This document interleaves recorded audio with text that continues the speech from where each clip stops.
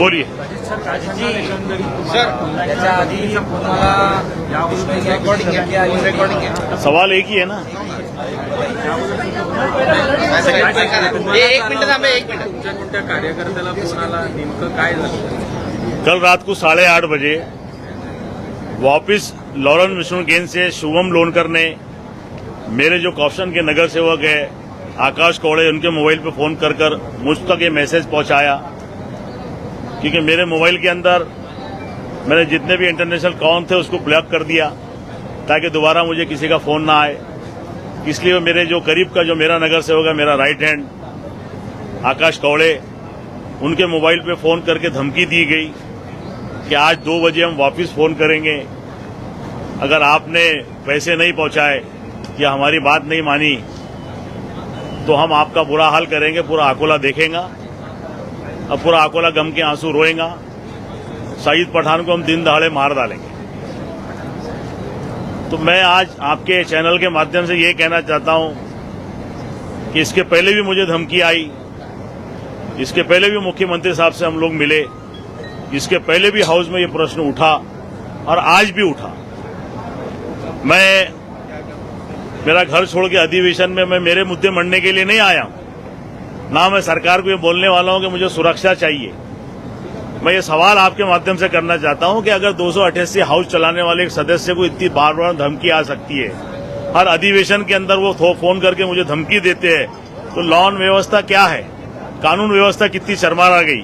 एक दिन पहले मुख्यमंत्री साहब सदन में खड़े रह के बोल रहे थे कि गैंग के खिलाफ भी हम कार्रवाई करेंगे, दूसरे दिन वही गैंग के लोग मुझे फोन करते, मेरे लोगों को फोन करते हैं। तो ये चल क्या रहा? अगर यहाँ पे अगर एक आमदार सुरक्षित नहीं है तो सामान्य जनता का क्या हाल होने वाला? तो मैं हाउस में ये बोलने के लिए आया था कि भैया मुझे सुरक्षा की जरूरत नहीं है। इसके पहले उन लोगों ने ऐसी धमकी बाबा सिद्दीकी साहब को दी, उनका कत्ल किया, दिन दहाड़े उनको गोली मार दी। हो सकता वो बार बार मुझसे संपर्क करने की कोशिश कर रहे हैं, वो जो डिमांड कर रहे हैं वो मैं कभी जिंदगी भर में पूरी नहीं कर सकता हूं। मैं एक सामान्य परिवार से हूं, मैं इतने पैसे कहां से लाऊं? लेकिन मैं 10 करोड़ रुपए मांग रहे हैं मुझसे, अब मैं कहां से लाऊं इतने पैसे? मैं आपके चैनल के माध्यम से मैंने अभी हाउस में भी बोला, अगर वो बाबा सिद्दीकी के साथ मेरा कत्ल करना चाहते हैं, अगर कर भी ले तो उससे पहले जो मेरे अकोला शहर के विकास के मुद्दे हैं, मुझे सुरक्षा नहीं चाहिए। मेरे अकोला शहर की जो विकास के काम रुके हुए हैं, जो नदी के ऊपर मुझे ब्रिज बनाना है, राजेश्वर मंदिर का भव्य मंदिर का निर्माण करना है, शहर के अंदर अच्छी स्वास्थ्य व्यवस्था करनी है, अच्छे हॉस्पिटल खोलना है, कस्तूरबा गांधी के अंदर 100 बेड का मेरे को डिलीवरी का हॉस्पिटल खोलना है। तो मैं आपके चैनल के माध्यम से सरकार से कहना चाहता हूं कि मुझे सुरक्षा की जरूरत नहीं है। मेरे मतदार संघ में जो मेरे मुद्दे हैं उसको पूरा कर दे, भले वो मुझे गोली मार दे या मुझे जान से मार दे, मुझे उसकी परवाह नहीं है, क्योंकि मैं अल्लाह का बंदा हूं। मुझे यकीन है कि मौत सिर्फ एक बार आएंगे, जब तो जिस दिन वो चाहेगा उस दिन आएंगी। न किसी गैंग के मारने से आएंगी, न घर में कोई मुझे मार सकता, न बाहर मार सकता, जब तक ऊपर वाला न चाहे। ये दोनों मुद्दे अलग नहीं है, आपको ऐसा नहीं लग रहा है? विकास का मुद्दा और आपको धमकी आना, ये अलग अलग मुद्दे आप किस तरीके से बात कर रहे हैं? नहीं, मैं ये बात इसलिए कर रहा हूं कि अगर सच में बाबा सिद्दीकी को तो मार दिया गया ना, इस देश में सुरक्षा को किसने बचाई?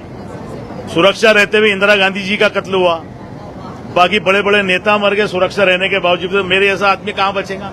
अगर वो मुझे मार नहीं चाहते तो मैं मरने से पहले मेरी अपनी अंतिम जो इच्छा है वो तो बोल के जाऊं। इसमें मैं कोई राजकारण नहीं कर रहा हूं। ये सवाल तो आप लॉरेंस से पूछो ना कि मेरे को क्यों। लास्ट अधिवेशन में भी फरवरी महीने में तो ये तो उनसे पूछना पड़ेगा ना, मेरे से पूछ रहे हैं आप। नहीं, लेकिन जब अधिवेशन शुरू रहता है इसी वक्त ये धमकी आती है, कोई कनेक्शन है क्या?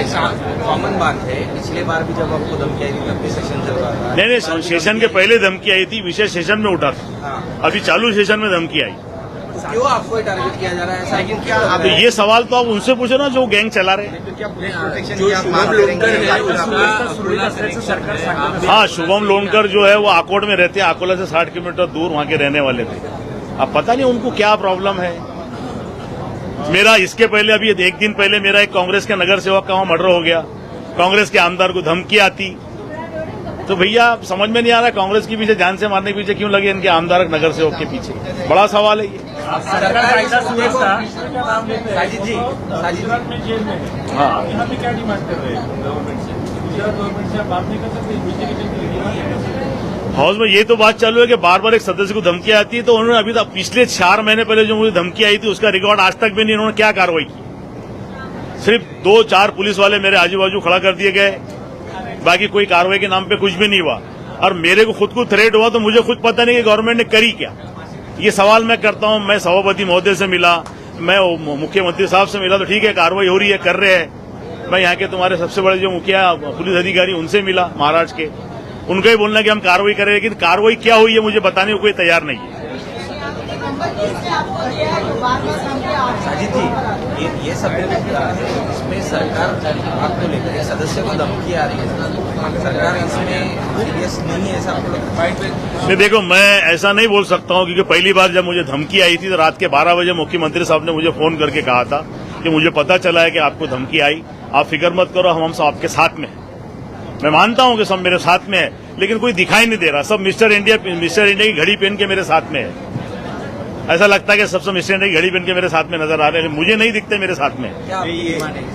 नहीं, मेरी डिमांड तो मैंने बोल दिया ना कि मेरे को इसमें विश्वास नहीं है। सुरक्षा में कोई सुरक्षा ने आज तक किसको नहीं बचाई, लेकिन अगर मुझे मरना ही है तो मेरे मरने से पहले सरकार को सुरक्षा के बजाय मेरे शहर की विकास नीति मेरे को दो, ताकि मैं अपने शहर का विकास कर सकूं। तो ये जो धमकी वाला जो शख्स था, क्या ये सुरक्षा का क्या? तुम्ही सुरक्षा का नाकारली आहे, कारण ज्या प्रकारे आता कायदा सुव्यवस्था सरकारचं म्हणणं सुरळीत आहे, पण तरी सुद्धा तुम्ही सुरक्षा का नाकारता? तुमचं कारण सुरक्षा के नाम पे सिर्फ ढोंग होता मेरे भाई।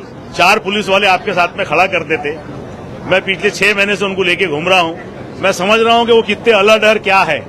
ये बात अलग है कि मेरे शहर का एसपी मेरे लिए गंभीर है, मेरी चिंता करते हैं, बार बार मुझसे कांटेक्ट करते हैं, लेकिन सिस्टम पे मुझे कोई भरोसा रहा नहीं।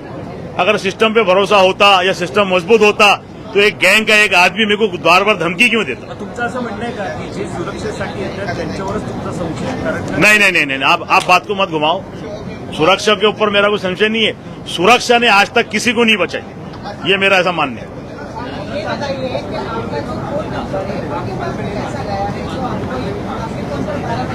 अरे मेरा तो छोड़ो, मेरे नगर सेवक का नंबर उनके पास में है। जब मेरे नगर सेवक ने पूछा कि भैया मेरा नंबर आपके पास में कैसे आया, तो उसने उसको धमकी दी कि तू कहाँ उठता कहाँ बैठता, ये भी मुझे पता है, ये मत पता कि नंबर कहाँ से आया।